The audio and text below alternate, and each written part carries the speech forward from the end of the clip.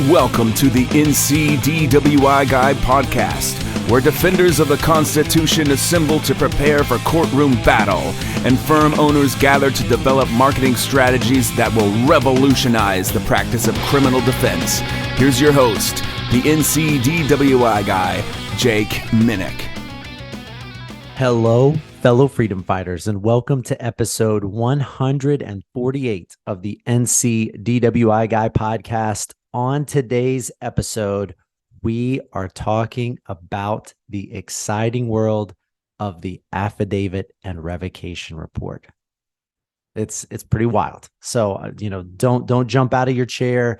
Don't drive off the road.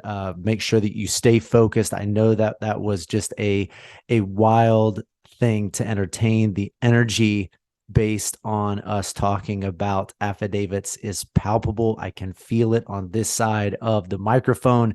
So don't wreck. I don't want anybody to get hurt knowing that we're going to be talking about affidavits.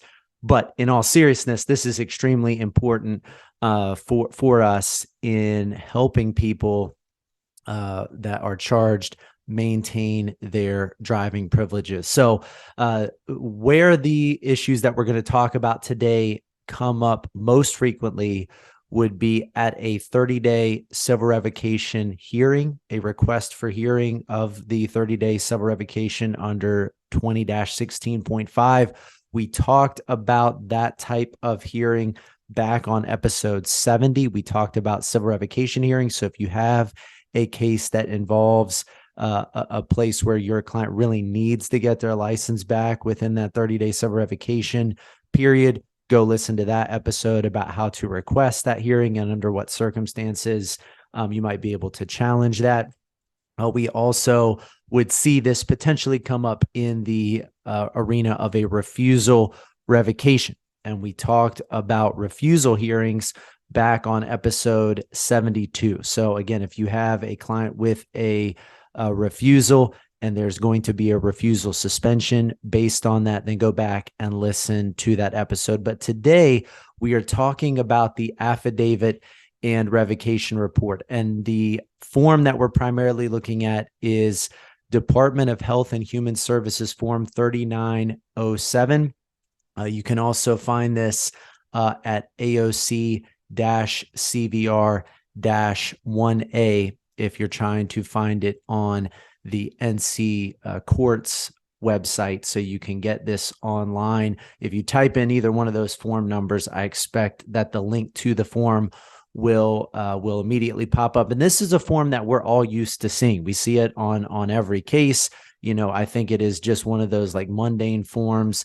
I think that typically the color of the copy of this form that my clients will bring me if they bring it in person to the consultation is a green form, because this is something that is got a number of carbon copies that the officer is scribbling on. So sometimes the form that you see is not even really legible by the time that it's gone through however many other copies of that form, carbon copies of the form. It's just not even legible which boxes are checked or what the officer's writing. But this is a particularly important form. And so I would say that in regards to this particular charging document or associated document to citation, this would be something to try to get a good copy of. If you can't see what your client's sending you or your client can't find their copy, go to the courthouse and look in either the criminal case file or the CVR case file to get an actual legible copy of this form. So again, why is this something that we are interested in? Well, for today's purposes, again, it's really about using this form to contest a refusal revocation or to contest a 30-day civil revocation.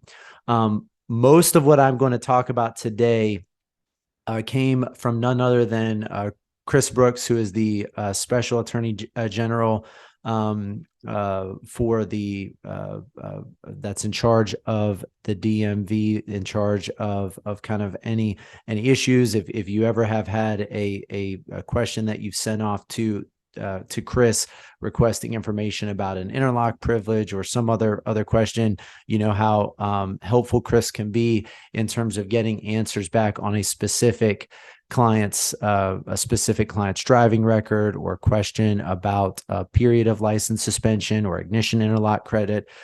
Chris has been a tremendous blessing on my end on that. He has also been on the podcast, I believe, back at episode 76, if you want to go get some additional tips from Chris on that front. But an incredible asset in terms of somebody to turn to if you have a question about a driving record. But he recently presented at the North Carolina Advocates for Justice DWI CLE on collateral consequences to a DWI, and he was talking about the license consequences of a DWI, and he touched on a plethora of different issues related to license suspensions, period of suspension, when ignition interlock is required, hearings. I mean, all kinds of different things. Very valuable information. He packs so much in to a 1 hour CLE presentation. It's really huge to get some of that information from Chris. So appreciate that he is always willing to share at these CLEs what the division's position is on things, a review of the relevant statutory law and case law.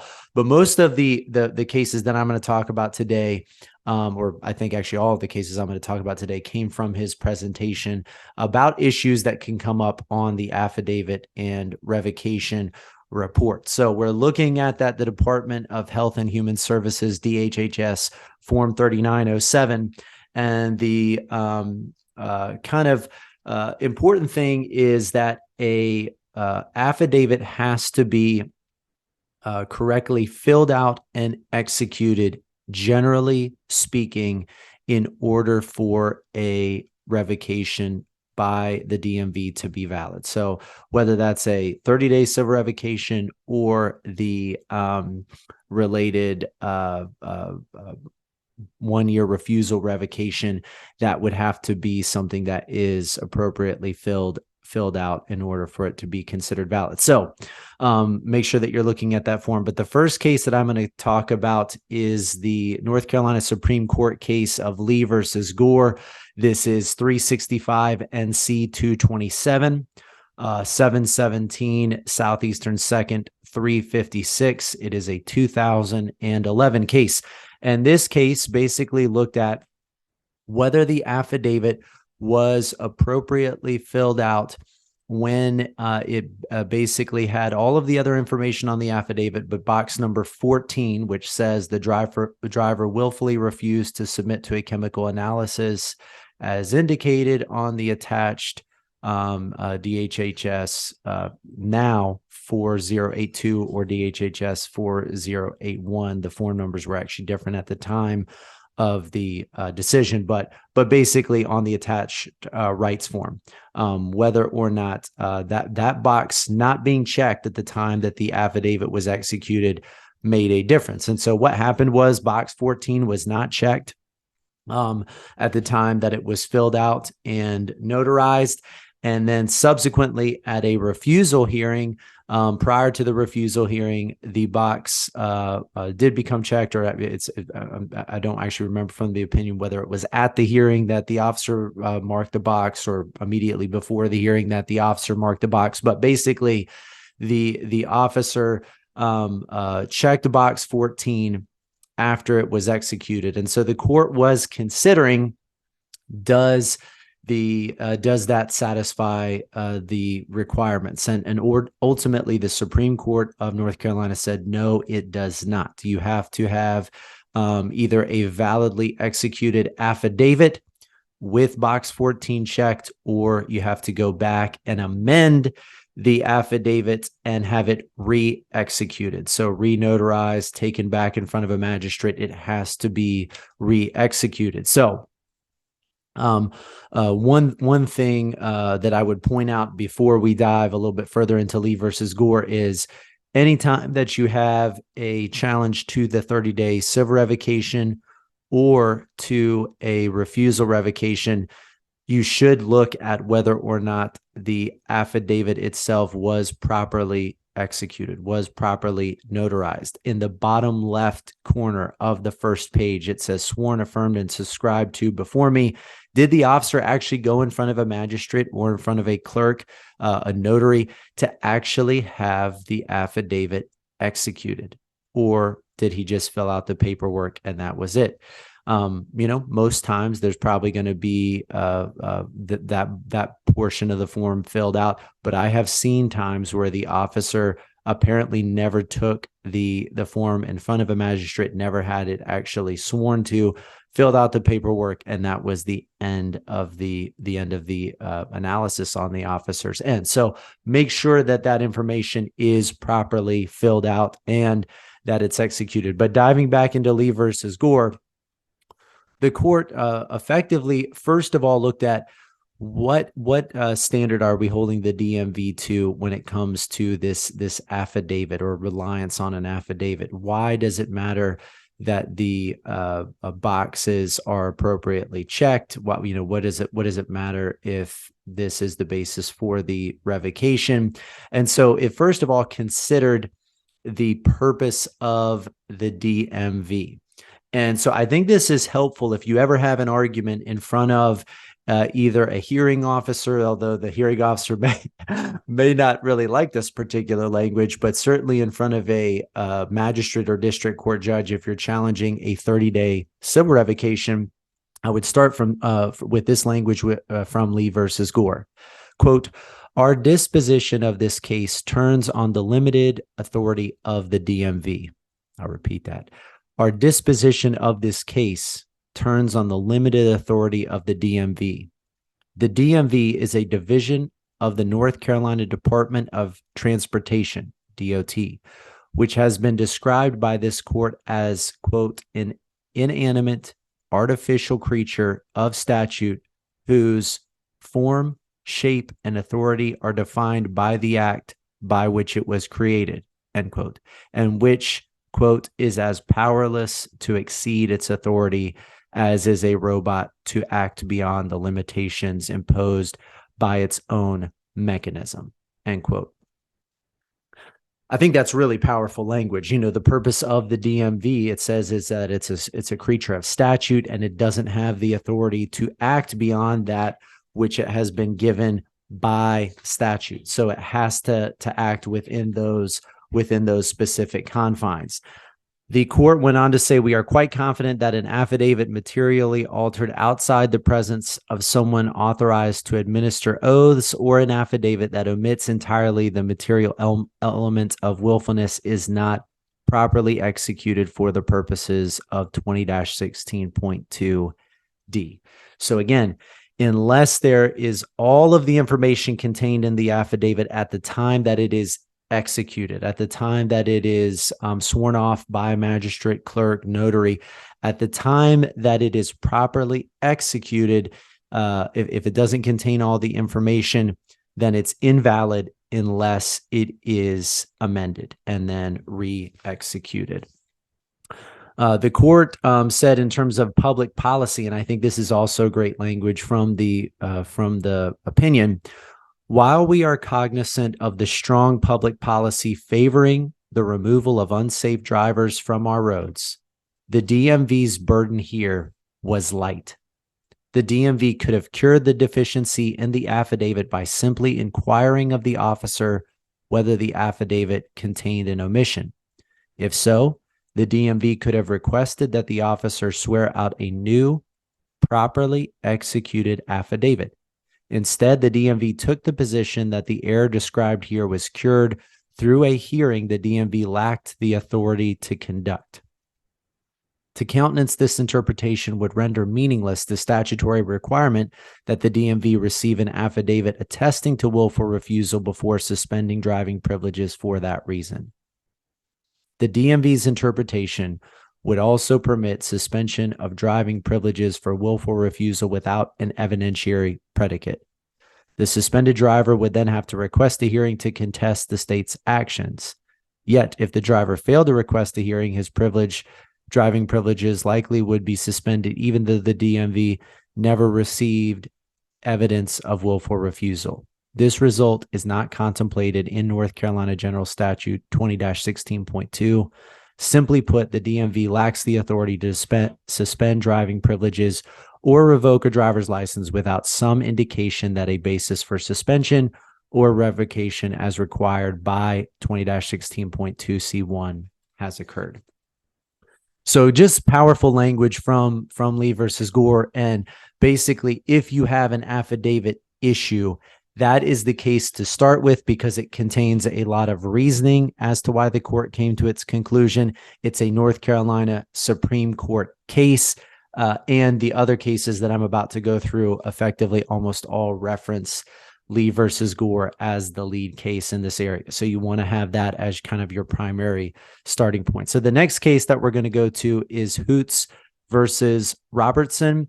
This is 2014 n.c.app 181, 715 Southeastern 2nd, 199. And this is a 2011 case. So in this case, the driver was revoked for refusing chemical testing and ultimately challenged that refusal revocation. The Court of Appeals said that the refusal revocation was in fact proper. The issue in this case was that on the affidavit, the officer had indicated that the revocation began or that the refusal had occurred at 3:45, but then on the intoximeter test, which is DHHS 4082, on the intoximeter test, as the court referenced, that the final failed third attempt of the driver was at 3:47 a.m. So basically, the question was, is this difference in time of the officer indicating on the affidavit that the refusal occurred at 3:45 when in reality it couldn't have occurred any earlier than 3:47? Is that enough to find that there was not a properly executed affidavit? And the court said no. It didn't really even get in so much to the kind of like de minimis difference of 2 minutes between the time frame. What the court basically said is that the statute does not require the officer to indicate the specific time of the refusal in order for a refusal revocation to occur. So effectively, this clerical error of putting the wrong time in is not material to whether or not the revocation should have gone into effect in the first place, even if the form did not contain a specific time for refusal, it wouldn't really have made the form itself invalid. So the clerical error of putting in the wrong time was not sufficient, and therefore there was no foul by the DMV in rescinding the person's license for refusal. The next case we're going to look at is Wolski versus NC.DMV, which is 252 NC.app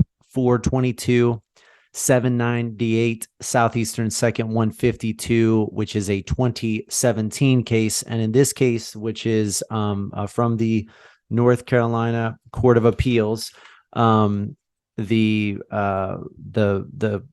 court basically was considering a situation where the officer had executed an affidavit with box number 14 checked, indicating that the driver willfully refused to submit to a chemical analysis as indicated on the attached rights form.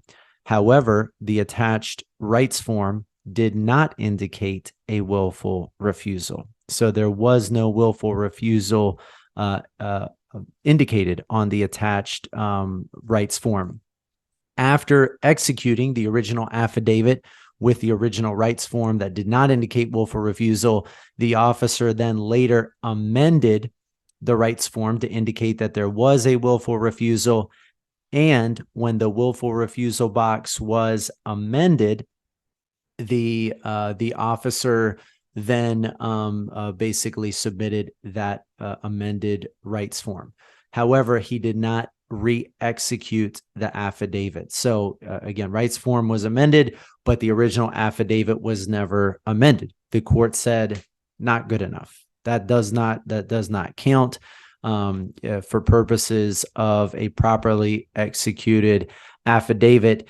If there's a defect such as this with the rights form, which is incorporated by reference into the affidavit, then in order to amend the rights form, if you're going to amend it, you have to amend as well the affidavit. So a subsequent amending of the rights form will not be sufficient. Final case that we're going to look up or look at is Coic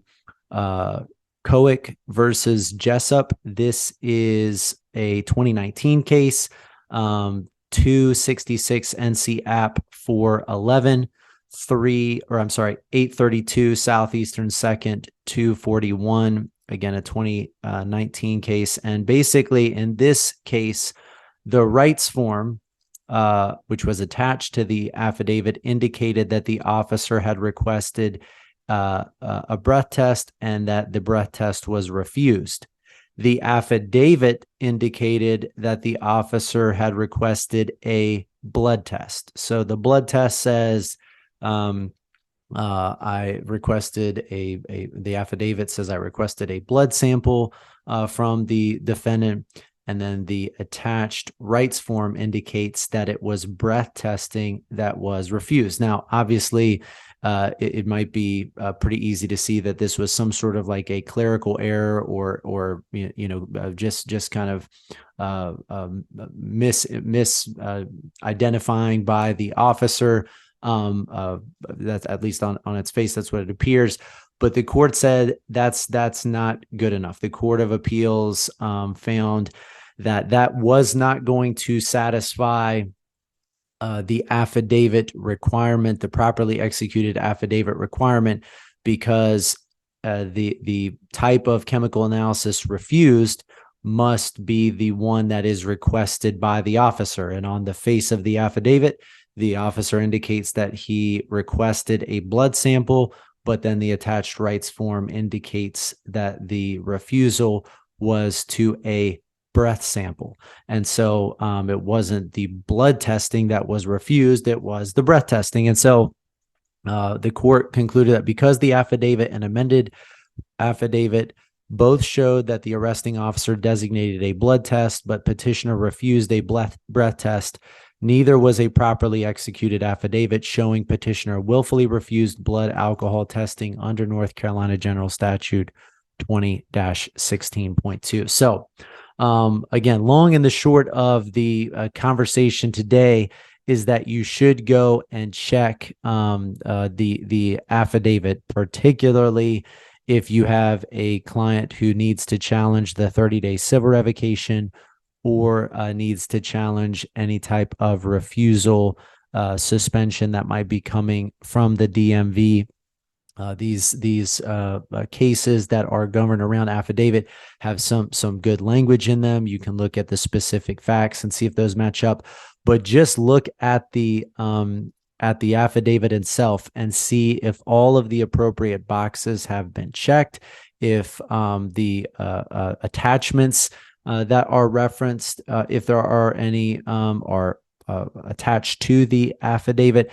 All of those things matter in terms of whether there was an appropriate suspension of license based on that affidavit and revocation report.